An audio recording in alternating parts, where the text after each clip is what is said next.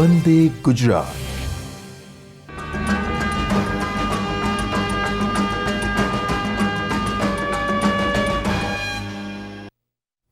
નમસ્કાર દર્શક મિત્રો, નિયામક શ્રી આયુષની કચેરી આરોગ્ય અને પરિવાર કલ્યાણ વિભાગ તથા બાયઝેકના સહયોગથી સેટકોમના પ્લેટફોર્મ અંતર્ગત વંદે ગુજરાત હેલ્થ ચેનલના માધ્યમથી આયુષ વ્યાખ્યાનમાળાના આ કાર્યક્રમમાં આપનું હાર્દિક સ્વાગત છે।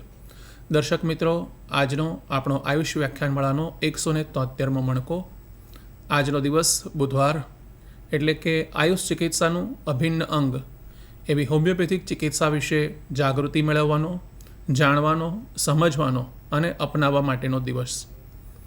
દર્શક મિત્રો, આપણી પરંપરા અનુસાર આપણે કાર્યક્રમની શરૂઆત કરીએ તે પૂર્વે પરમ કૃપાળુ પરમાત્માને પ્રાર્થના કરીએ કે આજના આ કાર્યક્રમ અંતર્ગત આપણે હોમિયોપેથિક ચિકિત્સા વિશે જે જાગૃતિ લાવવાનો પ્રયત્ન કરીએ છીએ તે જાગૃતિ જન જન સુધી પહોંચે અને આ જાગૃતિ પ્રાપ્ત કરીને સૌ કોઈ પોતાના અને પોતાના પરિવારજનો માટે હોમિયોપેથિક સારવારને વધુને વધુ ઉપયોગમાં લે। સાથે સાથે આપણે એવી પણ પ્રાર્થના કરીએ છીએ કે હોમિયોપેથિક સારવાર પ્રાપ્ત કરનાર સૌ કોઈ નિરોગી સ્વાસ્થ્ય પ્રાપ્ત કરે અને હોમિયોપેથિક ચિકિત્સાને વરેલા તબીબો માટે પણ આપણે પ્રાર્થના કરીએ છીએ કે હોમિયોપેથિક ચિકિત્સાને વરેલા આ તમામ તબીબો એ હોમિયોપેથિક પદ્ધતિના સ્થાપક એવા ડૉક્ટર સેમ્યુઅલ હનીમેનના સિદ્ધાંતોને પોતાના જીવનમાં ચરિતાર્થ કરે અને હોમિયોપેથીના પ્રચાર અને પ્રસાર માટે હંમેશા તત્પર રહે। દર્શક મિત્રો, આપણે સૌ જાણીએ છીએ કે આપણા સમાજનું એક અભિન્ન અંગ કહેવાય અને આપણા સૌના માટે જે મૂડી કહેવાય તે મૂડી એ બાળકો છે। બાળકો એ રાષ્ટ્રનું ભવિષ્ય છે અને તેને સુરક્ષિત રાખવા, તેનું સંવર્ધન કરવું, તેના વિકાસ માટેના પ્રયત્નો કરવા એ દેશના તમામ નાગરિકોની ફરજ હોય છે। સાથે સાથે આપણે એ પણ જાણીએ છીએ કે બાળકોના જીવનને ગુણવત્તાસભર બનાવવા માટે જે વિવિધ પડકારો અત્યારે આપણી સામે છે, ખાસ કરીને આપણે જ્યારે આપણા ભારત દેશની વાત કરીએ તો આપણા ભારત દેશ માટે બાળકોના જીવનને ગુણવત્તાસભર બનાવવા માટેના જે પડકારો છે તેમાંનો એક અતિ મહત્ત્વનો પડકાર એટલે કુપોષણ। આ સિવાય અન્ય પણ પડકારો છે, પરંતુ જ્યારે આપણે વાત સ્વાસ્થ્યલક્ષી કરતા હોય ત્યારે કુપોષણ સંબંધી સમસ્યા જે છે તેને ખાસ સમજવી જોઈએ, તેને હંમેશા અગ્રતા આપવી જોઈએ અને તેને કેવી રીતે ઓછી કરી શકાય તે માટેના પ્રયત્નો માટે હંમેશા આપણે સજાગ રહેવું જોઈએ, સચેત રહેવું જોઈએ અને સતત મંડ્યા રહેવું જોઈએ। આપણે સૌ એ પણ જાણીએ છીએ કે બાળકોમાં આ કુપોષણ અથવા તો અન્ય સમસ્યાઓને લઈને જે પણ શારીરિક તકલીફો ઉદ્ભવતી હોય છે તેને કારણે ક્યાંક ને ક્યાંક બાળકોના વિકાસમાં અસર થતી હોય છે।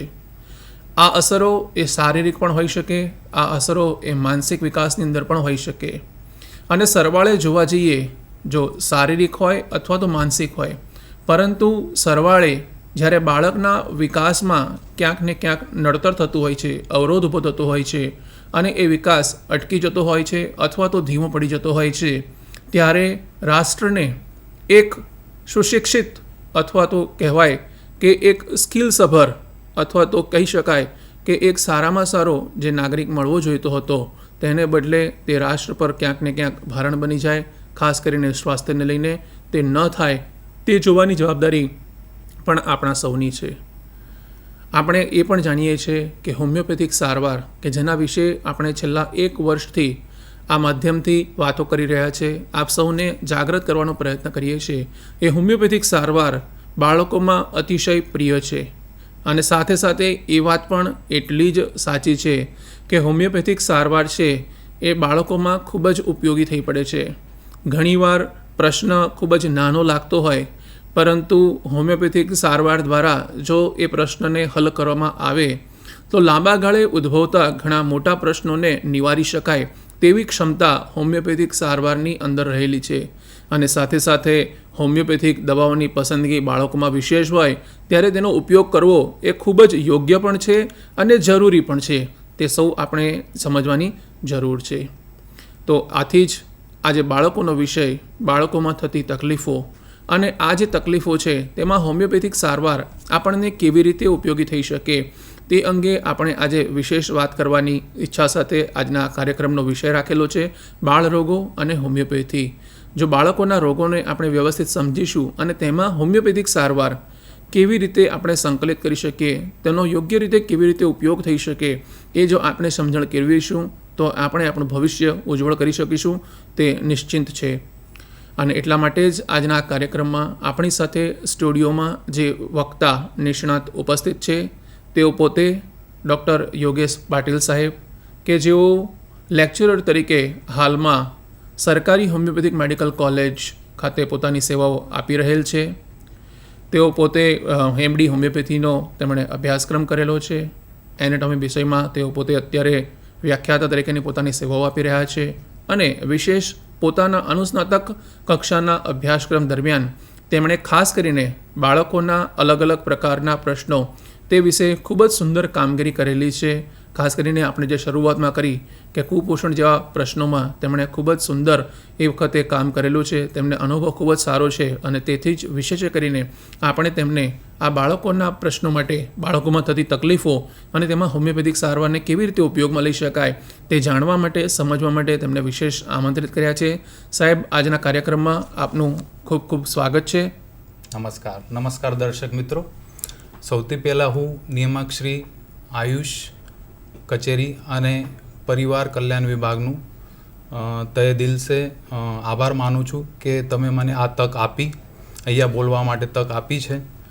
અને સરે જેવી રીતે કીધું છે કે કુપોષણમાં મેં જ્યારે MDમાં હતો તો આદિવાસી વિસ્તાર રહેવાના લીધે ત્યાં કુપોષણના જે જનરલી આજાર જોવામાં આવતા હતા, જેવી રીતે કે આયર્ન ડેફિશિયન્સી હોય કે જેમાં લોહીનું પ્રમાણ જે છે એ ઓછું રહેતું હોય, અને ક્યારેક ક્યારેક તો એવું રહેતું હતું કે નાના બાળકોને જમણવાર કે માતાનું જે છે પોષણ જે મળવું જોઈએ એ મળતું નહીં હતું.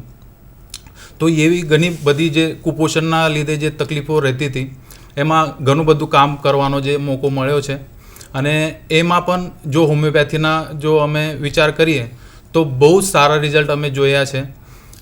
ક્યારેક તો અમે માતા અને બાળકના એના ઉપર રિસર્ચ જે હતું, પ્રોજેક્ટ જે હતો એ બી કરવામાં આવ્યો છે, જેના રિઝલ્ટ જો બીજા પદ્ધતિના સાથે કમ્પેર કરીએ તો બહુ જ સારા રિઝલ્ટ જે છે અમને આમાં મળ્યા હતા. અને આનો ઉપયોગ જે છે અમે આગળ બી કરવા માંગતા છીએ. ખૂબ જ સુંદર સાહેબ, આપના અનુભવની જ અમારે ખાસ આજે જરૂર છે અને આપનો જે અનુભવ છે તે તમામને કામ લાગે. આપણા અનુભવ દ્વારા સૌને એ જાણકારી પ્રાપ્ત થાય કે આ બાળકોના આ પ્રકારના જે પ્રશ્નો છે તેમાં હોમિયોપેથિક સારવાર સારામાં સારી રીતે ઉપયોગમાં લઈ શકાય તો નિશ્ચિત એ વાત આપણે ખૂબ જ સારી રીતે પ્રસ્થાપિત કરી શકીશું કે હોમિયોપેથિક સારવાર છે એ બાળકોમાં ખૂબ જ સુંદર રીતે સંકલિત થઈ શકે અને તેના દ્વારા બાળકોના ઘણા બધા પ્રશ્નો છે. ઘણીવાર મેં એટલા માટે જ કીધું કે ઘણીવાર પ્રશ્ન સામાન્ય રીતે આપણને ખૂબ જ નાનો લાગતો હોય, પરંતુ જ્યારે આપણે સંકલિત રીતે જોવા જઈએ અથવા તો લાંબા ગાળાની અસરો તે વિશેની જોવા જઈએ ત્યારે ખ્યાલ આવતો હોય છે કે આ પ્રશ્નના કારણે કેટલા બધા અન્ય પ્રશ્નો અથવા તો મોટા પ્રકારના પ્રશ્નો છે એ ઉદ્ભવતા હોય છે. આપણે વિગતવાર એક એક પ્રશ્ન અંતર્ગત સાહેબ પાસેથી માર્ગદર્શન મેળવીશું અને સાહેબ પણ પોતાનો અનુભવ આપણી સાથે સાझा કરશે જેથી કરીને આપણને પણ તે વિશે માહિતી મળે. સાહેબ, સૌથી પહેલો જે પ્રશ્ન ખાસ કરીને આજના વિષય ઉપર અમારે જે સમજવું છે કે પહેલું તો ઘણા બધા લોકોને આ મતાંતર હોય છે, ઘણી બધી અલગ અલગ પ્રકારની માન્યતા હોય છે અને એને જ કારણે ઘણીવાર એવું થાય છે કે બાળકોમાં, આપણે શરૂઆતમાં વાત કરી કે બાળકોમાં હોમિયોપેથિક સારવાર ખૂબ જ સારી છે, બાળકોને ખૂબ જ પ્રિય છે અને છતાં પણ ઘણા બધા લોકો બાળકોમાં આ દવા અપાય કે કેમ એવા પ્રકારનો પ્રશ્ન પૂછતા હોય છે કે ભાઈ આ દવા તો હોમિયોપેથિક દવા તો મોટા જ લઈ શકે અથવા તો એમને કોઈ ચોક્કસ ધારણા હોય કે એવા લોકો જ હોમિયોપેથિક દવા લઈ શકે, બાળકોને એ દવા ન અપાય એવા પ્રકારની પણ ઘણીવાર માન્યતા હોય છે. તો પહેલાં તો આપના માધ્યમથી સૌ કોઈને સમજાવવું છે કે બાળ રોગોમાં હોમિયોપેથિક સારવારની ઉપયોગિતા શું છે. સાહેબ, એ વિશે થોડીક વાત આપ કરો. જો બાળ રોગોની વાત કરીએ તો બાળ રોગો અને એના લગતા જે વિકાસ છે એમાં હોમિયોપેથીનું અનોખું મૂલ્ય છે. અસાધ્ય રોગ ઉપરાંત તાત્કાલિક સારવાર માંગતા રોગોમાં પણ આ ચિકિત્સા જે છે એ બહુ પ્રભારી રીતે કામ કરે છે. આ બધાએ જોયું હશે કે બાળકોને દવાના કડવા ઘૂંટ આપવા એ બાળક માટે, એના માતા માટે અને એના પરિવાર માટે કેટલું અઘરું હોય છે. પણ કયા પણ અસાધ્ય રોગ હોય કે જેના માટે તાત્કાલિક ઉપચારની જરૂર હોય એવા કયા બી જો રોગો માટે ઉપચાર માટે હોમિયોપેથી યુઝ કરવામાં આવે છે. તો એના પછી તમે ઘણા બધાએ જોયું જ હશે કે બાળક જે છે પોતે જાતે જ કહે છે કે મારે એ મીઠી સાબુદાણાની જે ગોળીઓ છે એ મારે આપો, મારો ટાઈમ થઈ ગયો છે દવાનો. કે જો દવા પતી ગઈ હશે તો એ ફોલોઅપ માટે ઇન્સિસ્ટ કરે છે કે મારે ડૉક્ટર પાસે લઈ જાઓ, જે બીજા જો પદ્ધતિઓમાં જોવા મળતું નથી. હોમિયોપેથીની સારવારમાં આપાતી મીઠીઓ ગોળી બાળક જે છે સામેથી લઈ જ લે છે, બરાબર. આ દવાથી બાળકની ચેતના શક્તિ જે છે એ ખૂબ જ સતેજ થાય છે, તન અને મનને રક્ષણ કરનારી હોય છે અને આગળ આવતા એના અસાધ્ય રોગો જે છે એના માટે બી એને અટકાવે છે અને આગળ જે આવનારા હોય અસાધ્ય રોગો એને બી અટકાવીને એનું જીવન જે છે એ તંદુરસ્ત બનાવે છે. ખૂબ જ સુંદર સાહેબ આપે વાત કરી. તો આ એક સામાન્ય વાત થઈ કે હોમિયોપેથિક સારવાર છે એ બાળકોમાં તમામ સ્તરે ઉપયોગી થઈ શકે છે. સાહેબ, આને જ લગતો એક બીજો પ્રશ્ન છે જે પણ ઘણીવાર લોકોના મનમાં અસમંજસ જેવું હોય છે અથવા તો ગેરસમજણ હોય છે. અને ક્યારે શરૂ કરી શકાય? ઘણીવાર એવું હોય છે કે તાજા જન્મેલું બાળક હોય એને તકલીફ હોય છતાં પણ માતા પિતાને એવો ખ્યાલ નથી હોતો કે તાજું જન્મેલું હોય તો એને પણ હોમિયોપેથિક સારવાર આપી શકાય, અથવા તો અમુક ઉંમર ઘણાને એમ થાય કે ના ભાઈ એ 6 મહિનાનું થાય પછી હોમિયોપેથિક સારવાર આપી શકાય, અથવા તો 12 મહિનાનું થાય કે દાંત આવે પછી હોમિયોપેથિક સારવાર. આવી અલગ અલગ પ્રકારની માન્યતા હોય છે. તો આપના દ્વારા સાહેબ એ પણ સમજાવવું છે કે હોમિયોપેથિક સારવાર છે એ કયા તબક્કાથી શરૂ કરી શકાય? બરાબર. હોમિયોપેથિક સારવારની તબક્કાની જો તમે વાત કરો છો તો બાળક જ્યારે માતાના ગર્ભાવસ્થા દરમિયાન ભ્રૂણ તરીકે વિકસતું હોય તો એ ટાઈમથી જ જો એને લગતા કોઈ રોગો જો ધ્યાનમાં આવતા હોય, જેમ કે અમને બધાને ખબર જ છે કે યુએસજી કરવામાં આવે છે, 3 તો 4 વાર કરવામાં આવે છે, 3D 4D કરવામાં આવે છે, કે જેમાં બાળકને જો કંઈ બીમારી હોય એ જે છે એ પકડીને એનું નિદાન, નહીં તો પછી ક્યારેક એવું કહેવામાં આવે છે કે એબોર્શનની જરૂર પડે છે, બરાબર. તો આવા રોગોમાં બી કે જ્યારે બાળક ભ્રૂણ હોય તો એ તબક્કામાં બી માતાનું કે એના પિતાનું એનું મેન્ટલ સ્ટેટસ જોઈને જો દવા આપવામાં આવે તો મહદઅંશે એવું જોવામાં આવ્યું છે કે એ ખોડ ખાપંજો હોય કે કોઈ બીજી બીમારી જો પકડમાં આવી હોય તો એમાં મહદઅંશે હોમિયોપેથી બહુ સારી રીતે કામ કરે છે. એના પછી બીજો તબક્કો જો જઈએ કે બાળક જ્યારે જન્મ થાય કે જન્મજાત બાળક જે હોય તો એમાં બી તરત જે ઘણી બધી તકલીફો છે એમાં બી હોમિયોપેથી બહુ સારી રીતે કામ કરે છે. દાખલા તરીકે લઈએ કે જ્યારે બાળક જન્મે તો પહેલી વસ્તુ ક્યારેય બી બધા શું જોતા હોઈએ કે બાળક રડવું જોઈએ. જો બાળક રડતું નહીં હોય તો એ મેડિકલ કન્ડિશન જે છે એ ક્રિટિકલ કહેવાય. એને એસ્પેક્ઝિયા નિયોનેટરમ કરીને કહેવાય છે. તો આવા સમયે બી જો હોમિયોપેથિક નિષ્ણાંત ત્યાં હાજર હોય તો એના માટે ઘણી બધી અકસીર દવાઓ છે, જેમ કે એન્ટીમ ટાર્ટ, દેન કેમ્ફોરા છે, બરાબર. તો એવી ઘણી બધી જે દવાઓ છે એ જો ત્યારે આપવામાં આવે તો એમાં બી એ બહુ સરસ રીતે એને એમાંથી ઉગારીને એનું જીવન બચાવી શકે છે. એના પછીના બીજા તબક્કામાં જો જઈએ કે નવજાત શિશુ બાળક જે છે, શિશુ બાળક જે અવસ્થા છે એમાં બી સૌથી એક સરે જેવી રીતે કીધું કે રોગ મોટો નથી, એવી જ રીતનો એક રોગ જે છે કે જેમાં બાળક જે છે કે જન્મજાતથી લઈને 3 મહિના સુધી એક તકલીફ હોય છે કે જેમાં સાંજના ટાઈમે બાળકને ચૂક આવે છે, બાળક બહુ ચીડચીડિયાતું થાય છે, બહુ રડે છે.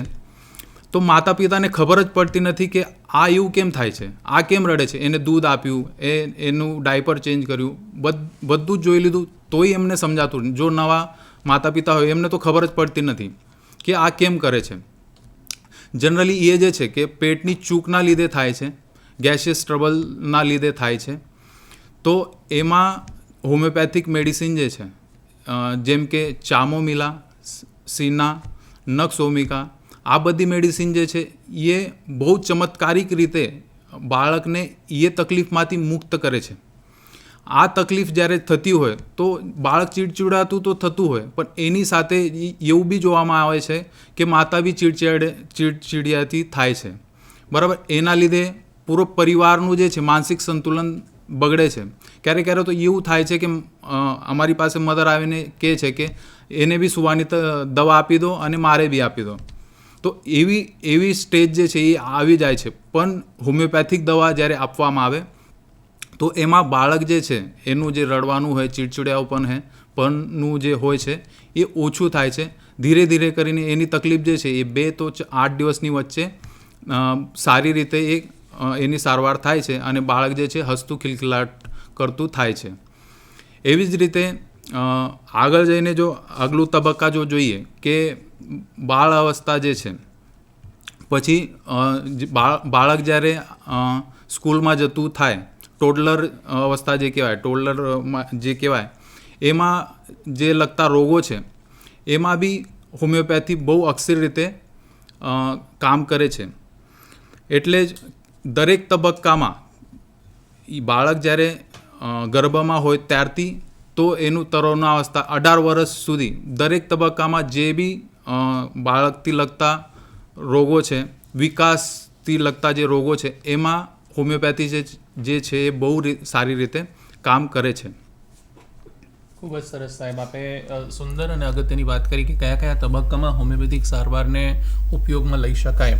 અને સાહેબ જો મોટે ભાગે જોવા જઈએ તો આ જે બાળકોની તકલીફો છે એમાં 3 પરિબળો વિશેષ જોવા મળતા હોય છે. અમારે આપની પાસેથી અંગે થોડીક વિશેષ જાણકારી મેળવી છે કે મોટે ભાગે એવું કહેવામાં આવતું હોય છે કે બાળકોની રોગ પ્રતિકારક શક્તિ ઓછી હોય, કાં તો જે માઇલસ્ટોન્સ કહેવાય અલગ અલગ જે બાળકોમાં જોવા મળતા હોય એ, અને ત્રીજું જે પ્રશ્નો જોવા મળતા હોય છે ક્યાંક ને ક્યાંક બિહેવિયર, વર્તણૂક અથવા તો માનસિક જે અલગ અલગ પ્રકારના પ્રશ્નો જોવા મળતા હોય. તો એમાં પણ સાહેબ ખાસ કરીને જોવા જઈએ તો આ જે માઇલસ્ટોન્સ છે અલગ અલગ બાળકોના, તો એ માઇલસ્ટોન્સ દરમિયાન અલગ અલગ પ્રકારની તકલીફો જોવા મળતી હોય છે. તકલીફો વિશે પછી જોઈશું.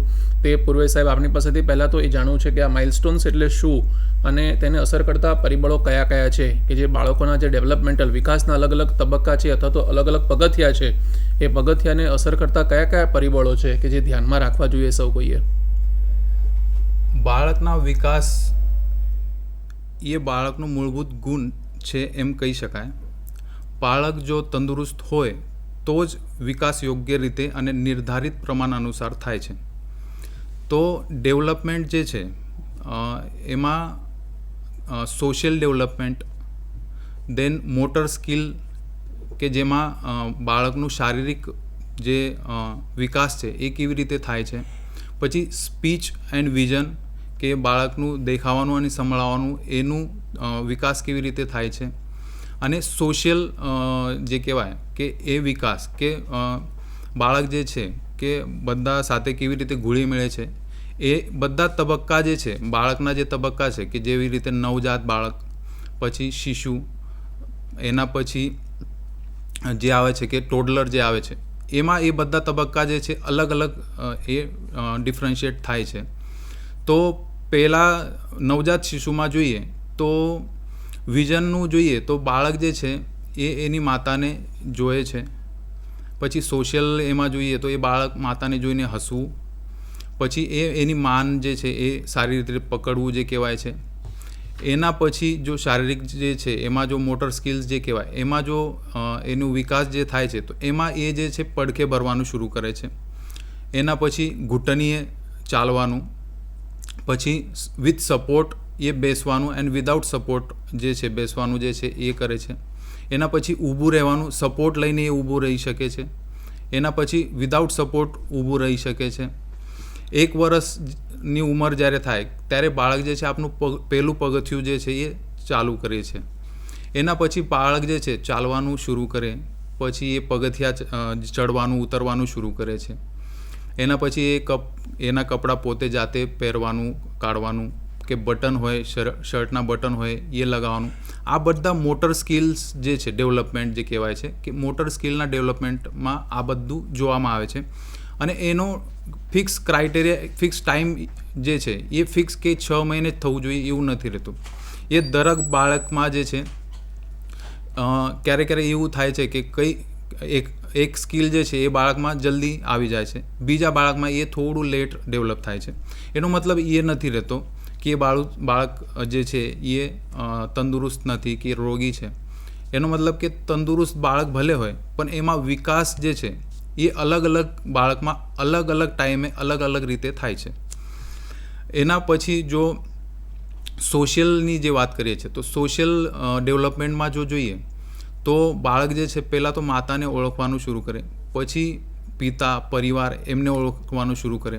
જો બહારનું કોઈ આવે તો એનાથી એ દૂર થાય છે, એની પાસે નથી જતો.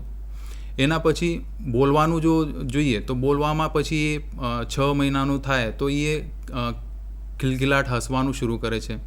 1 વર્ષનું થાય તો મામા પાપા, 1.5 વર્ષનું થાય તો 2 શબ્દ કે વ્યંજન જે છે એ બોલી શકે છે, જેવી રીતે મમ્મા પાણી, પાણી આપો.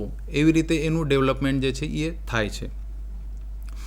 વિઝનનું અને હિયરિંગ એટલે સાંભળવું અને જોવાનું જોઈએ તો એક કીધું કે પહેલાં જ તબક્કામાં માને જોઈ શકે છે, કોઈ વસ્તુ જોઈને એના ઉપર એની નજર જે છે એ સ્થિર કરી શકે છે. આવાજ જે છે, આવાજ જે બાજુ આવે એ બાજુ એ જોઈને એની માન પરખે બઢે છે.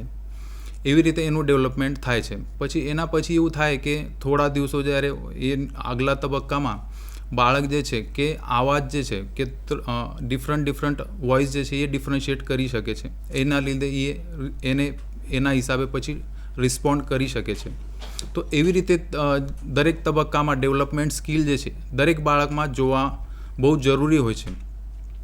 આમાં જો બહુ જ વધારે ડિફરન્સ આવતો હોય અને ટાઈમ પર એ જે વસ્તુ કરવી જોઈએ એ જો ડેવલપમેન્ટ થતું નહીં હોય તો જે બાળકના વાલીઓ છે એ સતેજ થવું જોઈએ. અને જો એ બરાબર રૂટીનલી ચેકઅપ કરતા હોય તો એમના જે ફેમિલી ફિઝિશિયન હોય એ બી તરત એ વસ્તુ પર ધ્યાન આપવું જોઈએ.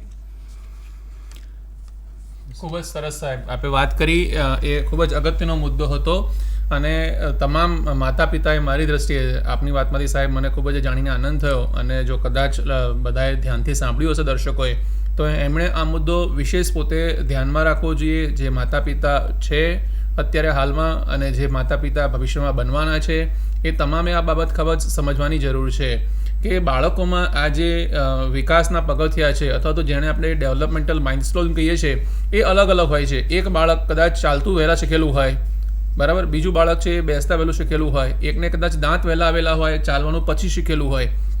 આવું બાળકે અલગ અલગ હોઈ શકે.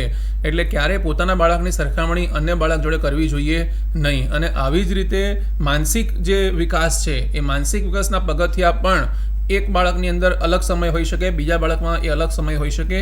તો તે માટે પણ પોતાના બાળકની સરખામણી બીજાની જોડે કરવી જોઈએ નહીં. ખૂબ જ અગત્યની વાત સાહેબે આપણને કરી અને આપણે સૌએ સમજવાની જરૂર છે. કારણ કે ઘણીવાર સરખામણીમાં આપણે બાળકને ક્યાંક નુકસાન પહોંચાડતા હોઈએ છીએ. બાળકના સ્વાસ્થ્યને, એ શારીરિક કે માનસિક સ્વાસ્થ્ય છે તેને આપણે નુકસાન પહોંચાડતા હોઈએ છીએ. તો આ બાબતની આપણે સૌએ ખાસ ધ્યાન રાખવાની જરૂર છે કે બાળકનો જે વિકાસ છે એ શારીરિક વિકાસ હોય અથવા તો માનસિક વિકાસ છે એ બાળક એ પોતે પોતાના માનસિક વિકાસ અને શારીરિક વિકાસ માટે સ્વતંત્ર રીતે કરી રહ્યો છે અને તેને આપણે મદદ કરવી જોઈએ, નહીં કે ક્યાંક સરખામણી કરવી જોઈએ. અને સાથે સાથે હોમિયોપેથીનો પણ એ એક સિદ્ધાંત છે કે હોમિયોપેથી જ્યારે કોઈ પણ આ પ્રકારના દર્દી અથવા તો અન્ય કોઈ પણ હોમિયોપેથીમાં દરેક વ્યક્તિ છે તે દરેક વ્યક્તિને અલગ રીતે સ્વતંત્ર રીતે જોવામાં આવે છે અને તેથી જ હોમિયોપેથિક સારવાર છે એ વ્યક્તિલક્ષી સારવાર તરીકે વિશેષ એનું પ્રાધાન્ય છે. એને સ્થાપિત થયેલી ચિકિત્સા પદ્ધતિ છે કે એ વ્યક્તિલક્ષી છે, એટલે રોગને નહીં પરંતુ વ્યક્તિને ખાસ હંમેશા કેન્દ્રમાં રાખતું હોય છે હોમિયોપેથિક ચિકિત્સા પદ્ધતિનું વિજ્ઞાન.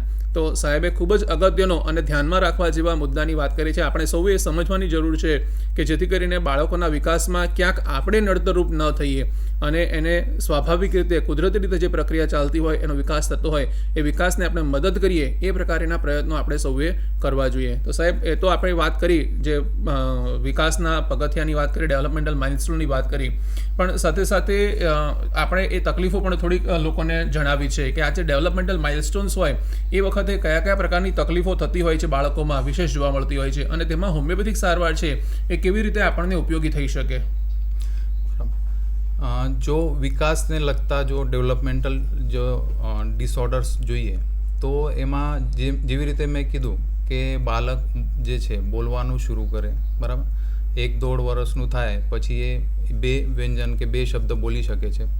તો એ અગર કોઈ બાળક 2.5 કે 3 વર્ષ પછી બી જો બોલતું નહીં હોય અને બીજા કંઈ ઓર્ગેનિક ડિઝીઝીસ એમાં નહીં રહેતા હોય તો આવા સમયે હોમિયોપેથીમાં બહુ જ સારા મેડિસિન જે છે, દવાઓ જે છે એ ઉપલબ્ધ છે.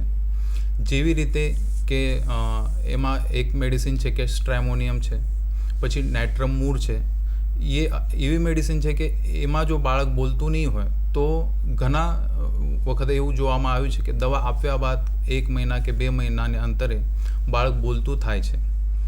એવી જ રીતે ચાલવામાં જેવી રીતે કીધું કે 1-1.5 વર્ષનું બાળક થાય તો એ પહેલા વર્ષે એ ઊભું થાય, પછી એ 3 મહિનામાં પછી ચાલતું થાય. એમાં બી જો એ ડિલેડ થતું હોય કે માઇલસ્ટોન એનું એ માઇલસ્ટોન જે છે એ ડિલેડ થતું હોય, જેમ કે એ 2 વર્ષ થઈ જતા હોય પણ એ ખાલી ઘૂંટણીએ જ ચાલતું હોય, એ ઊભું જ ના રહેતું હોય અને બીજા જો ઓર્ગેનિક કોઈ ડિઝીઝીસ ના હોય તો એવી સમસ્યાઓમાં બી હોમિયોપેથી બહુ જ સારી રીતે મેડિસિન જે છે અવેલેબલ છે. જેમ કે કેલ્કેરિયા કાર્પ, કેલ્કેરિયા ફોસ્ફરસ છે, સલ્ફર છે. આ બધી મેડિસિન જે છે એ આપવા પછી જે છે એના રિઝલ્ટ જે છે બહુ સારા જોવા મળે છે. એના પછી એક માઇલસ્ટોન જે મેં કહેવાનું ભૂલી ગયો કે ડેન્ટિશન જે છે. ડેન્ટિશનનું એવું છે કે ક્યારેક બાળક જન્મતા જ કોને દાંત હોય છે તો કોનો દાંત જે છે એ 1.5-2 વર્ષનું થાય ત્યારે પહેલો દાંત આવે છે. એમાં ડેન્ટિશનથી રિલેટેડ જો તકલીફો હોય કે જ્યારે દાંત આવતા હોય તો એ સમયે જે છે પરિવાર માટે, માતા માટે અને બાળક માટે જોઈએ તો બહુ જ તકલીફદાયક હોય છે.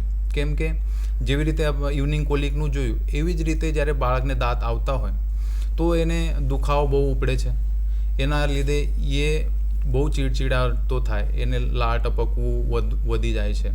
ક્યારેક પછી એના લીધે એ જે છે કંઈ પણ વસ્તુ મોઢામાં જે છે એ નાખવાનું કામ કરે છે અને એના લીધે જ ઇન્ફેક્શન થવાના ચાન્સીસ હોય અને એના લીધે જે છે ડાયરિયા શરૂ થઈ જાય છે.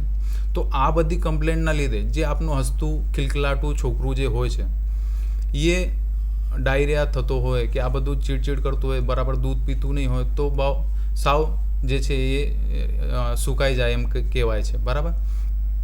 તો આવી તકલીફોમાં બી હોમિયોપેથીમાં બહુ સારી રીતે મેડિસિન અવેલેબલ છે. જેમ કે કેલ્કેરિયા ફોસ છે, ચામોમિલા જેવી રીતે ઇવનિંગ કોલિકમાં કામ કરે એવી રીતે આ ડેન્ટિશન પેન જો હોય એમાં બહુ સારી રીતે કામ કરે છે.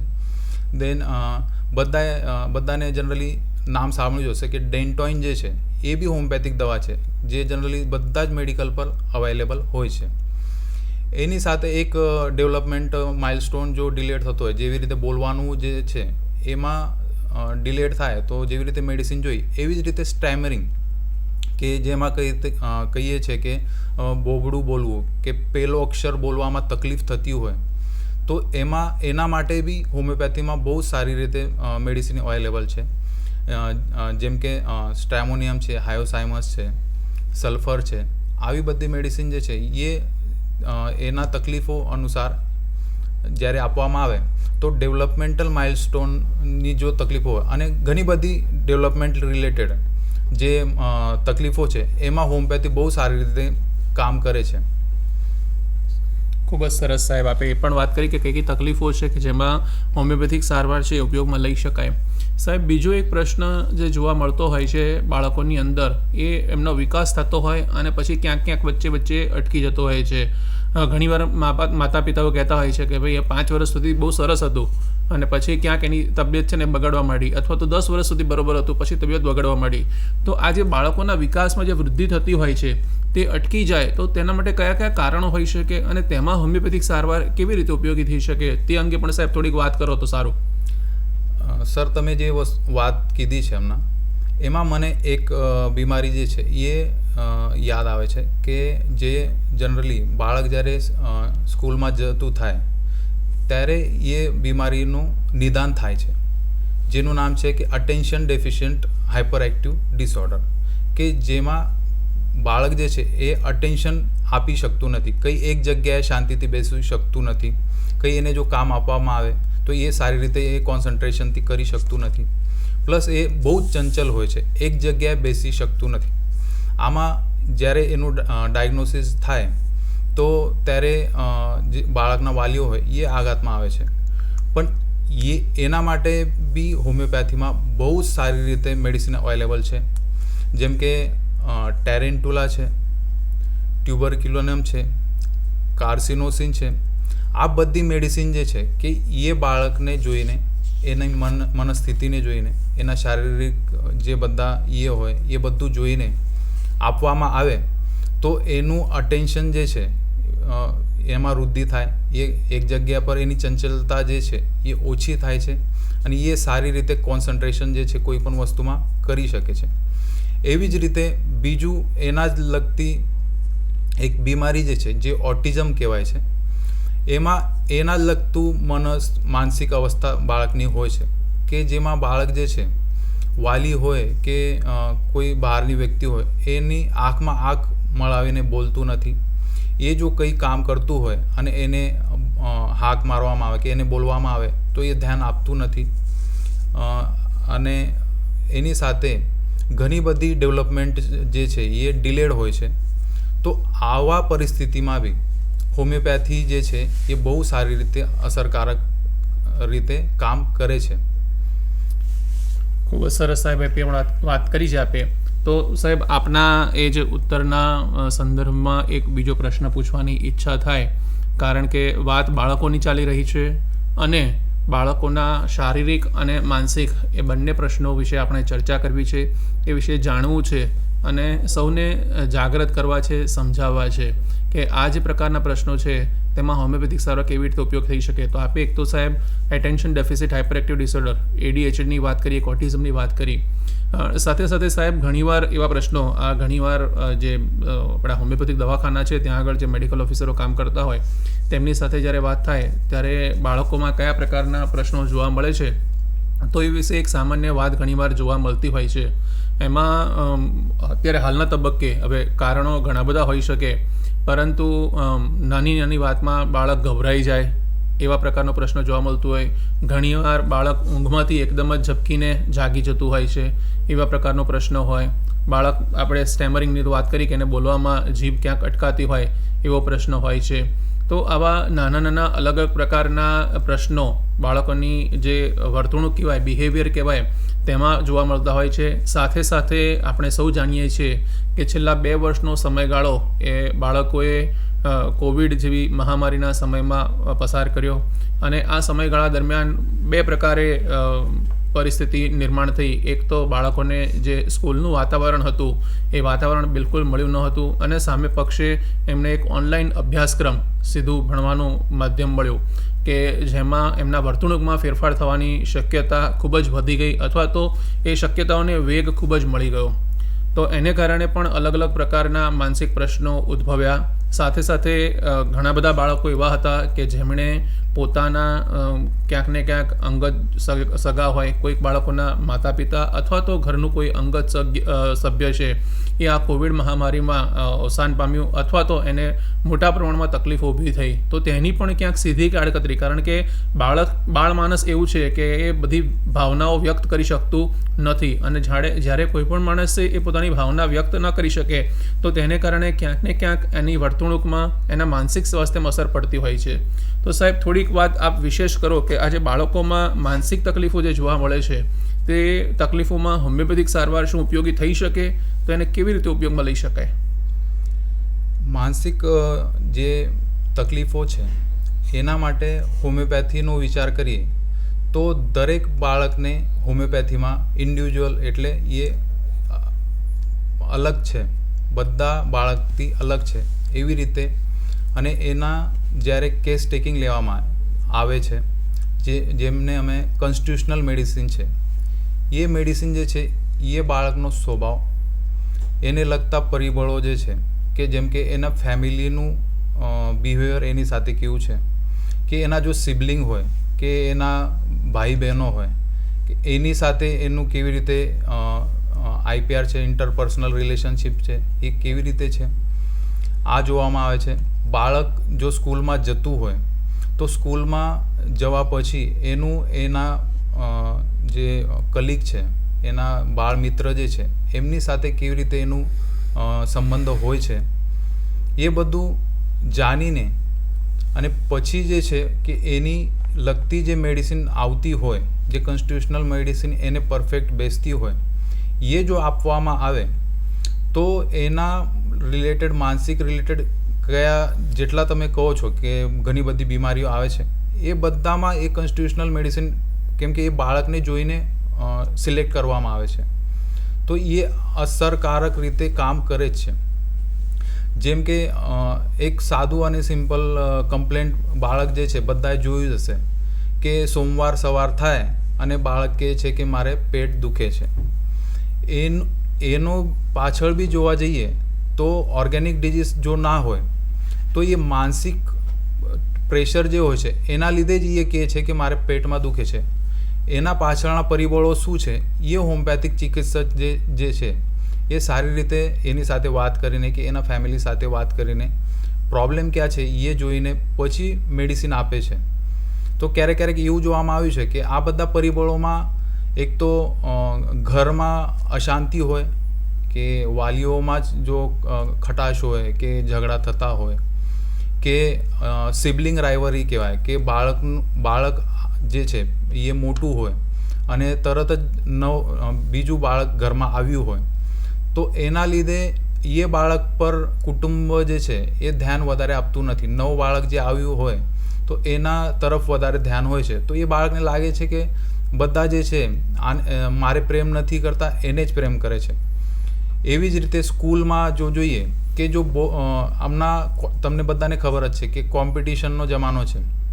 બાળક ભલે સારો હોય, સારી રીતે પરફોર્મ કરતો હોય, એ ભલે 90% લાવ્યો હોય, પણ એવું જોવામાં આવે છે કે તારે તો 90% છે પણ ફલાનાને તો 95% છે. એવી કોમ્પિટિશન કરવામાં આવે છે. તો એના લીધે જે છે કે બાળક જે છે એ ડિસમૂડ થાય, એના લીધે એ બધી જે માનસિક તકલીફો જે છે એનો અંદરના અંદર એનો ઉપર વિચાર કરતો હોય કે સપરેશન થતું હોય. તો આવા તકલીફોમાં હોમિયોપેથી જે છે, જે મેં કીધું કે કોન્સ્ટિટ્યુશનલ મેડિસિન જો અપાય તો આવી બધી તકલીફોમાંથી બાળકને બહાર કાઢવામાં બહુ સારી રીતે મદદ થાય છે.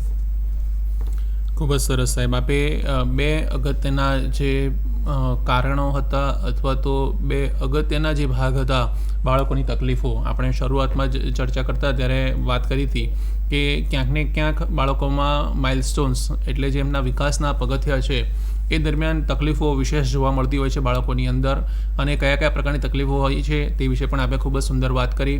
અને ત્યારબાદ બિહેવિયરલ પ્રોબ્લેમ્સ અથવા તો જે માનસિક તકલીફો છે એ બાળકોમાં જોવા મળે તેના પણ કારણોની પણ આપણે સુંદર વાત કરી. અને ટૂંકાણમાં આપણે એ પણ જણાવ્યું કે હોમિયોપેથિક સારવાર જ્યારે લેવી હોય આ પ્રકારના પ્રશ્નોમાં તો હોમિયોપેથિક સારવાર કેવી રીતે લઈ શકાય, અને સાથે સાથે હોમિયોપેથિક સારવારનો જે એક અગત્યનો સિદ્ધાંત છે કે તેમાં વ્યક્તિની પ્રકૃતિ, સમગ્ર પ્રકૃતિને ધ્યાને લેવામાં આવે છે, અને એ પ્રકૃતિને ધ્યાને લઈ અને તેની સમગ્ર સારવાર કરવામાં આવતી હોય છે.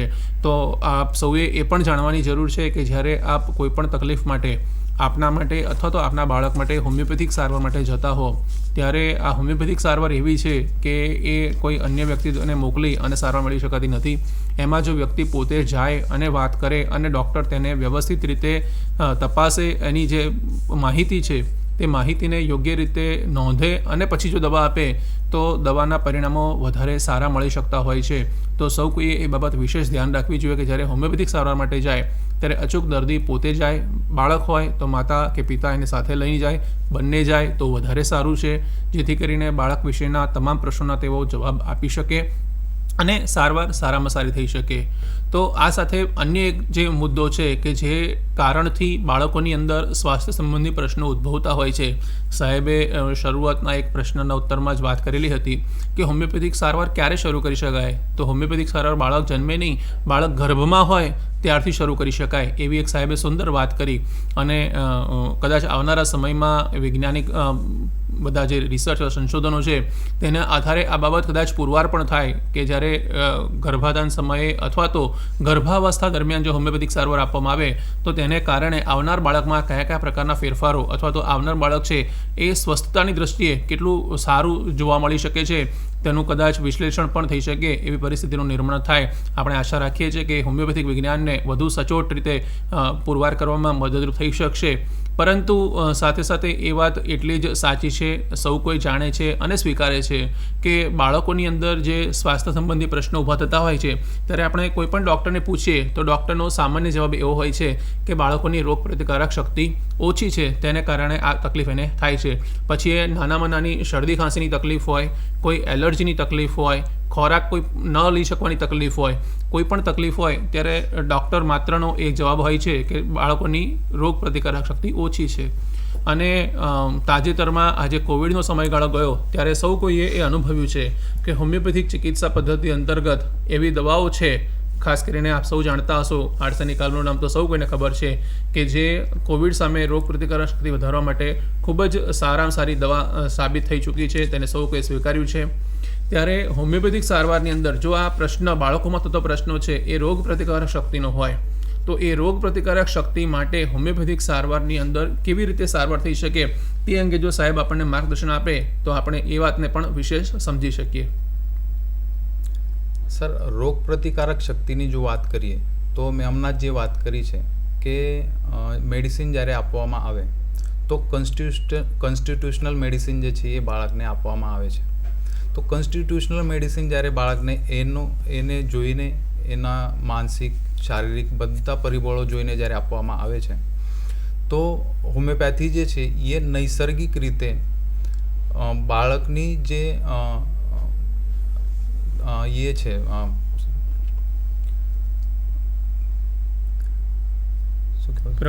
પ્રકૃતિ છે એમાં બહુ સારી રીતે હેલ્પ કરે છે અને એની પ્રતિકાર શક્તિ જે છે એ બહુ સારી રીતે વધવા માટે હેલ્પફુલ થાય છે. કોન્સ્ટિટ્યુશનલ મેડિસિન જે છે કે એ અક્ષીર કહેવાય, બરાબર. તો જ્યારે બી બાળકને એનું જે છે ઇન્ડિવિજ્યુઅલાઇઝેશન કરીને જ્યારે આપવામાં આવે તો એ જે છે એ નૈસર્ગિક રીતે એની જે છે વધારે છે બધી. અને જેવી રીતે તમે કીધું કે આર્સેનિક અર્બમ જે છે એ બહુ સારી રીતે કામ કરે છે. પણ મેં જે છે કે જનરલી જો બાળક આવતો હોય તો એને કોન્સ્ટિટ્યુશનલ મેડિસિન જ્યારે આપવામાં આવે કે એની જો તકલીફો વારંવાર થતી હોય, કઈ બી તકલીફ જે છે, કઈ બી રોગોમાં જો વારંવાર એની તકલીફ થતી હોય અને એ આપણી પાસે આવતો હોય તો જ્યારે આ કોન્સ્ટિટ્યુશનલ મેડિસિન આપવામાં આવે તો એ જે છે કે ધીરે ધીરે કરીને એની રોગ પ્રતિકારક શક્તિ જે છે એ વધતી જાય. અને રોગ પ્રતિકારક શક્તિ વધે તો નૈસર્ગિક રીતે એની જે તકલીફો જે છે કે જે જીવાણુ હોય કે વિષાણુ હોય એના ઉપર જ્યારે એટેક કરતા હોય તો એની કોન્સ્ટિટ્યુશનલ મેડિસિન જ એ નૈસર્ગિક રીતે એને કવચ જે છે એ પૂરું પાડે છે અને એ તકલીફોમાંથી મુક્તિ આપે છે. ખૂબ જ સરસ સાહેબ આપે વાત કરી. સાહેબ, આપે ત્રણેય જે અગત્યના મુદ્દા હતા, રોગ પ્રતિકારક શક્તિ, માઇલસ્ટોન્સ અને મેન્ટલ હેલ્થ અથવા તો બિહેવિયરલ જે હેલ્થ ઇશ્યુઝ છે એની ખૂબ જ સુંદર વાત આપે કરી દીધી બાળકોની અંદર. પણ સાથે સાથે એક પ્રશ્ન જે અમે લગભગ સાહેબ વારંવાર તમામ જે નિષ્ણાત વક્તા આવતા હોય છે એમનો જે વિષય હોય એ વિષયને લગતો હોય ત્યારે પૂછતા હોઈએ છીએ. તો આપની પાસેથી પણ એ જાણવાની ઈચ્છા છે, કારણ કે હજી પણ ઘણીવાર એવું થાય છે કે જ્યારે કોઈ પણ તકલીફ માટે વ્યક્તિ સારવાર, હોમિયોપેથિક સારવાર લેવા, આપણે વાત હોમિયોપેથિક સારવારની કરી રહ્યા છીએ, ત્યારે હોમિયોપેથિક સારવાર લેવા જતું હોય છે તો એને આપણે એ પણ સ્પષ્ટતા આપવી જોઈએ કે આ જે તકલીફ માટે એ જઈ રહ્યો છે હોમિયોપેથિક સારવાર માટે તે ખરેખર હોમિયોપેથિક સારવારની વિશેષતામાં અથવા તો હોમિયોપેથિક સારવાર દ્વારા સ્વસ્થ થઈ શકાય એ પ્રકારના દાયરામાં છે કે હોમિયોપેથિક સારવારની ક્યાંક મર્યાદા છે. તો આપના દ્વારા એ પણ જણાવવું છે કે હોમિયોપેથિક સારવાર અંતર્ગત ખાસ કરીને બાળકોમાં જે તકલીફો છે તેમાં કોઈ મર્યાદા ખરી કે જે તકલીફ હોય ત્યારે બાળકે અથવા તો માતા પિતાએ પોતાના બાળકને લઈ અને કોઈ નિષ્ણાત જે પીડિયાટ્રિશિયન હોય, બાળરોગોના જે નિષ્ણાત હોય તેની પાસે જવું જોઈએ, અથવા તો એવી જે તકલીફો છે કે જેમાં કદાચ બાળરોગ નિષ્ણાતની સારવાર ચાલતી હોય તો તેમાં એકદમ સારવાર બંધ ન કરવી જોઈએ અને સાથે હોમિયોપેથિક દવા કરવી જોઈએ, એવું આપની દ્રષ્ટિએ હોમિયોપેથિક સારવાર અંતર્ગત શું ધ્યાનમાં રાખવા જેવું છે? ઘણા બધા એવા રોગો છે કે જ્યાં હોમિયોપેથીના લિમિટેશન્સ આવી જાય છે, કે જ્યાં હોમિયોપેથી કામ કરી શકતી નથી. જેમ કે મેં ગર્ભાવસ્થામાં જેવી રીતે વાત કરી કે ખોડ ખાપન હોય કે જેવી રીતે વોલની તકલીફ હોય, સર્જિકલ ડિઝીઝીસ, ઘણા બધા સર્જિકલ ડિઝીઝીસ જે છે એમાં હોમિયોપેથીનું લિમિટેશન આવી જાય છે કે જ્યાં હોમિયોપેથી અસર કરી શકતી નથી. પણ એમાં બી એવું જોવામાં આવે છે કે જો સર્જિકલ ડિઝીઝ હોય, જેમ કે વોલની તકલીફ લઈએ, બીજું લઈએ કે હર્નિયા હોય, ફ્રેક્ચર જો થઈ જાય, જે બાળક જો પડી ગયું હોય અને ફ્રેક્ચર થયું હોય, ઇન્જુરી જો થયું હોય, તો એવા વખતે જે છે સર્જરી કરવાનું ફરજિયાત થાય છે.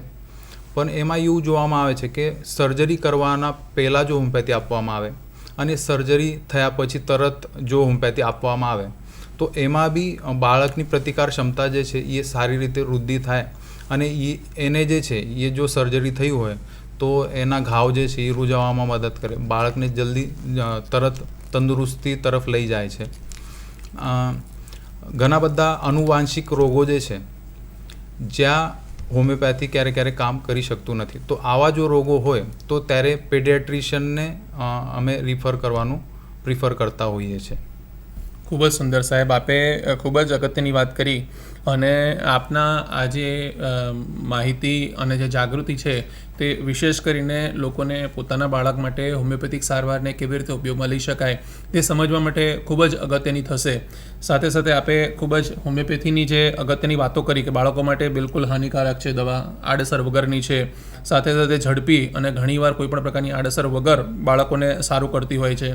સ્વાદમાં આપણે સૌ જાણીએ છીએ કે હોમિયોપેથિક દવા છે એ સ્વાદમાં ખૂબ જ મીઠી છે, ગળી છે અને બાળકો એટલા માટે જ મોટેભાગે હોંશે એ દવા માગતા હોય છે, લેતા હોય છે અને નિયમિત રીતે દવા જવાથી બાળકોને ઘણીવાર એનાથી સારું પણ રહેતું હોય છે. અને એટલા માટે જ્યારે હોમિયોપેથિક ચિકિત્સકની કોઈ પણ ઓપીડીનું આપણે ભ્રમણ કરીએ અથવા તો ત્યાં જઈને જોતા હોઈએ તો બાળકો ત્યાં આગળ વિશેષ જોવા મળતા હોય છે, કારણ કે માતા પિતાને પણ ખબર છે કે આ દવા મારું બાળક વ્યવસ્થિત રીતે લઈ લેશે અને એને વાંધો નહીં આવે. પછી એ તકલીફ કદાચ સામાન્ય કોઈ તકલીફ હોય અથવા તો કોઈ લાંબા ગાળાની તકલીફ હોય, પરંતુ આપ સૌ નિશ્ચિંત થઈને આપના બાળકને આપી શકતા હો છો. અને બાળકના જે તંદુરસ્ત વિકાસ માટે પણ હોમિયોપેથિક ચિકિત્સા છે એ ખૂબ જ અગત્યની છે અને હોમિયોપેથિક ચિકિત્સાનો ફાળો પણ ખૂબ જ અમૂલ્ય છે. અને તેથી જ કરીને રોગ મટાડવાની સાથે સાથે બાળકનો જે ઓવરઓલ ડેવલપમેન્ટ હંમેશા હોમિયોપેથિક સારવાર, ઘણીવાર માતા પિતાને એવું થતું હોય છે કે ભાઈ હવે શરદી ખાંસીની તકલીફ હતી અને કદાચ અમે પ્રણાલીગત દવા 5 દિવસ 7 દિવસ કે 15 દિવસ લઈ લઈએ તો સારું થઈ જાય છે અને હોમિયોપેથિક ડૉક્ટર એવું કહેતું હોય છે કે તમે 3 મહિના દવા લેજો કે 6 મહિના દવા લેજો. તો એટલો લાંબો સમય સુધી દવા શા માટે લેવી એવો પ્રશ્ન ઘણીવાર માતા પિતાના મનમાં થતો હોય છે. તો એ સૌને પણ એ જણાવી દેવાનું કે ઘણીવાર કદાચ તમારી તકલીફ છે એ 15 દિવસમાં પ્રણાલીગત દવાથી સારી થઈ જાય, પરંતુ બાળકની જે સાહેબે વાત કરી કે રોગ પ્રતિકારક શક્તિ વધારવી હશે અને આ પ્રકારનો પ્રશ્ન વારંવાર ઉપસ્થિત ન થાય, નહીંતર ઘણીવાર એવું જોવા મળતું હોય છે કે બાળક અઠવાડિયે 15 દિવસે કે મહિને ફરી એકની એક પ્રકારની તકલીફો થયા કરતી હોય અને તેને વારંવાર દવાઓ લેવાની જરૂર પડતી હોય છે. પરંતુ જો હોમિયોપેથિક સારવાર છે એ નિયમિત રીતે હોમિયોપેથિક ડૉક્ટરના કહ્યા પ્રમાણે એ 3 મહિના 6 મહિના કે જે ડૉક્ટરે નિદાન કરેલું હોય તે પ્રમાણે જો સારવાર કરવામાં આવે તો આવી જે વારંવાર થતી તકલીફો છે તે જડમૂળમાંથી નીકળી જતી હોય છે અને તે તકલીફોમાં સારું થઈ જવાને કારણે બાળકનો જે વિકાસ, સાહેબે એ પણ વાત કરી કે ઘણીવાર બાળકોના વિકાસમાં ઘણા બધા પરિબળો છે એ અવરોધરૂપ બનતા હોય છે અને તેને કારણે બાળકોનો વિકાસ અટકવાને કારણે આપણને સરવાળે લાંબા સમયે અથવા તો લાંબા ગાળે ખૂબ જ મોટું નુકસાન થતું હોય છે. એ નુકસાન કદાચ જો રાષ્ટ્રની દ્રષ્ટિએ જોવા જઈએ તો એક બૌદ્ધિક ધન છે તેમાં ક્યાંક નુકસાન થતું હોય છે અથવા તો શારીરિક દ્રષ્ટિએ પણ ક્યાંક ને ક્યાંક એ બાળકને અને સમાજને નુકસાન થતું હોય છે. તો આવી સુંદર વાતો સાહેબે આપણને કરી. સાહેબે એ પણ કીધું કે જે બાળ રોગો છે એને 3 અલગ અલગ ભાગમાં સાહેબે ખૂબ જ સુંદર રીતે આપણને વિભાજિત કરી અને સમજાવ્યા કે ક્યાંક ને ક્યાંક રોગ પ્રતિકારક શક્તિ ઓછી હોવાને પરિણામે બાળકોમાં અલગ અલગ પ્રકારના પ્રશ્નો ઉદ્ભવતા હોય છે. વિશેષ કરીને જ્યારે રોગ પ્રતિકારક શક્તિનો પ્રશ્ન હોય ત્યારે ચેપી રોગો એટલે કે કહેતા કે ઇન્ફેક્શન છે તે બાળકોમાં વિશેષ લાગતા હોય છે કારણ કે બાળકના જન્મ પછી રોગ પ્રતિકારક શક્તિ ધીરે ધીરે વિકસિત થતી હોય છે. જેમ બાળકનો પોતાનો શારીરિક વિકાસ થાય છે તેમ બાળકની રોગ પ્રતિકારક શક્તિ પણ ધીરે ધીરે વિકાસ પામતી હોય છે. અને એ જેમ જેમ વિકસિત થતી જતી હોય છે તેમ તેમ બાળક છે એ અન્ય પ્રકારના ઇન્ફેક્શન અથવા તો ચેપ સામે પોતે સુરક્ષા પ્રાપ્ત કરતો જતો હોય છે અને તેને કારણે તેને અન્ય પ્રકારની દવાઓની જરૂરિયાત ધીરે ધીરે ઓછી થતી જતી હોય છે.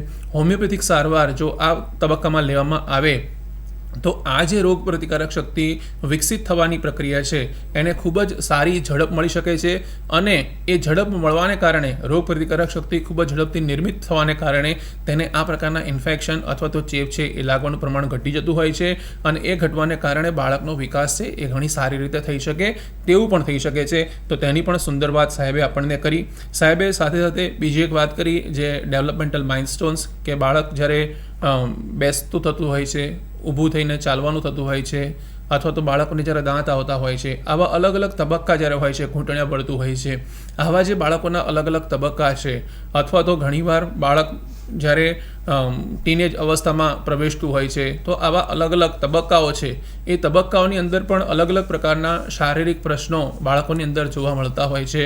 બાળકના વિકાસને લગતો ઘણીવાર એવું હોય કે બાળક ધારો કે દાંત આવવાની વખતે બાળકોમાં વિશેષ કરીને ઝાડાની તકલીફ થતી હોય છે અને તેમાં માતા પિતા ઘણીવાર ઘણી બધી દવા કરાવડાવે, કારણ કે દૂધિયા દાંત તો ઘણા બધા આવતા હોય, જ્યારે દાંત નીકળે ત્યારે તકલીફ થાય અને વારંવાર માતા પિતાએ ડૉક્ટર પાસે દોડવું પડતું હોય. જો હોમિયોપેથિક સારવાર નિયમિત રીતે એના જે દૂધિયા દાંત છે 20 આવતા હોય એ ત્યાં સુધી જો હોમિયોપેથિક સારવાર સાથે સાથે કરવામાં આવે તો એ બાળકને અન્ય કોઈ પણ પ્રકારના પ્રશ્નો થતા નથી. તો એની પણ સુંદર વાત સાહેબે આપણને કરી. અને સાથે સાથે જે બિહેવિયર, વર્તણૂકને લગતા પ્રશ્નો અથવા તો જે અલગ અલગ પ્રકારની માનસિક તકલીફો બાળકોમાં જે વિશેષ જોવા મળે છે તેની પણ સાહેબે ખૂબ જ સુંદર વાત કરી.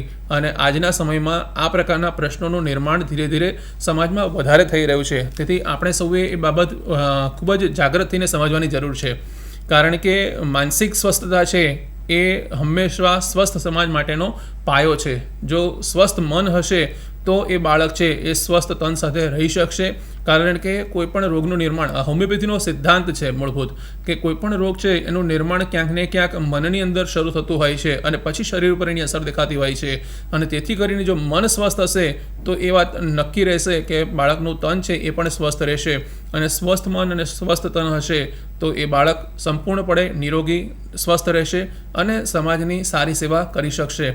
તો એ પ્રકારના પ્રશ્નો માટે, કારણ કે તાજેતરમાં આપણે એ પણ સાહેબે ખૂબ જ સુંદર માર્ગદર્શન આપ્યું કે તાજેતરમાં કોવિડમાં તથા અન્ય અત્યારની જે પરિસ્થિતિ છે કે તેમાં બાળકોમાં આ પ્રકારના પ્રશ્નો છે એ વિશેષ જોવા મળે છે. એ ઘણીવાર બાળકોમાં એક પ્રકારનો ચિંતાનો ભાવ હોય, ભય હોય, ઉચાટ હોય, ગુસ્સો વારંવાર આવી જવું, આ પ્રકારના પ્રશ્નો લઈને બાળકો ઘણીવાર ડૉક્ટરો પાસે આવતા હોય છે.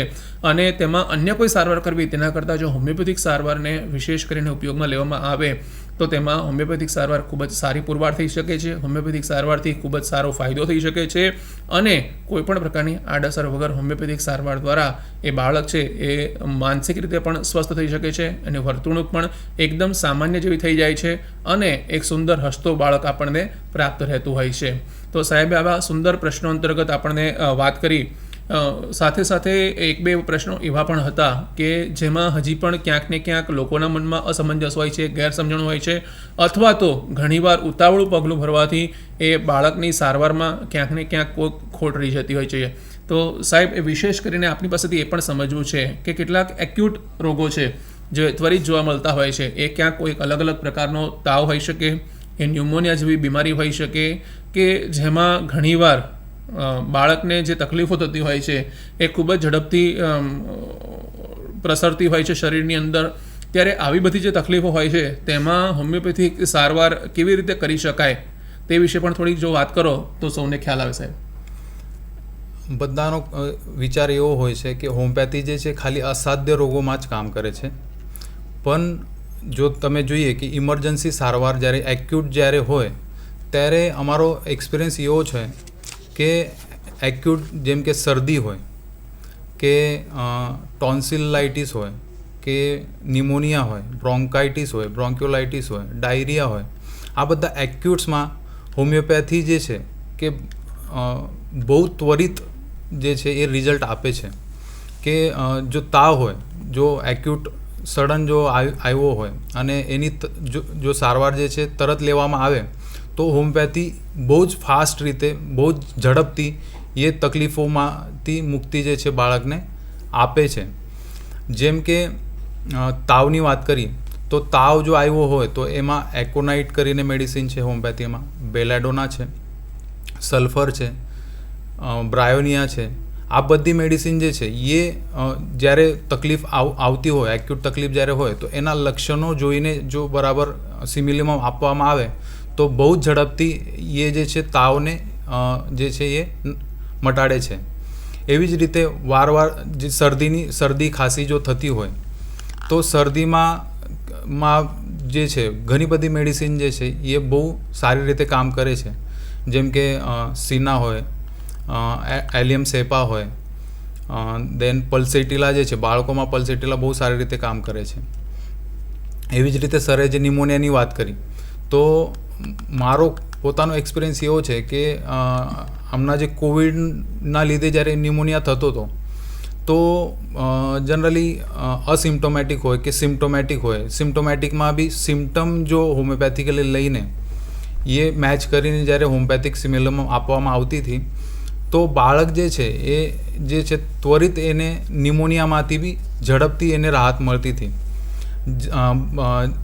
આમાં મેડિસિન જે છે ડિફરન્શિએટ કરવાનું મહત્ત્વનું હોય છે.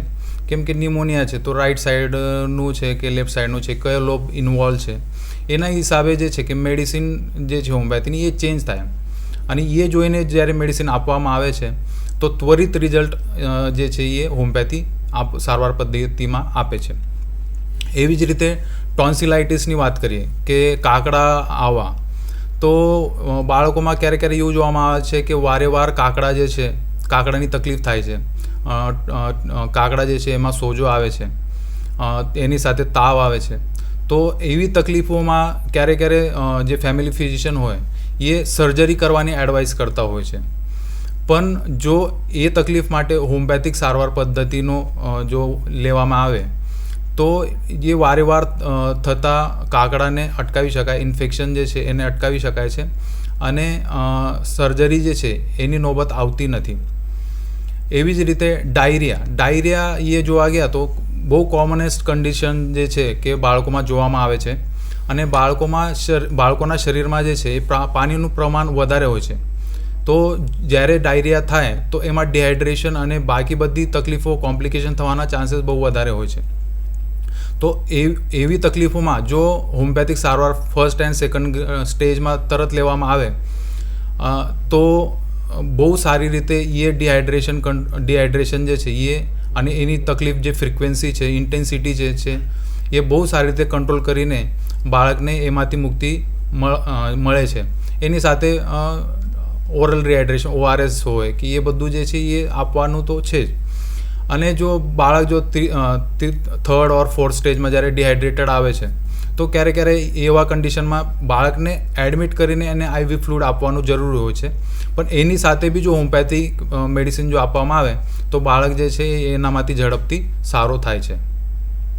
ખૂબ જ સુંદર સાહેબ, આપ અહીંયા ઉપસ્થિત રહ્યા અને આજના જે વિષય બાળરોગો અને હોમિયોપેથી તે વિશે સૌને માર્ગદર્શન આપ્યું. વિશેષ કરીને બાળકોમાં જે થતી તકલીફો છે આપે ખૂબ જ સુંદર રીતે એને 3 અલગ અલગ ભાગમાં વહેંચી અને સૌને જાણકારી આપી કે હોમિયોપેથિક સારવાર છે એ કેવી રીતે આ અલગ અલગ ભાગમાં થતી તકલીફોમાં ઉપયોગમાં લઈ શકાય.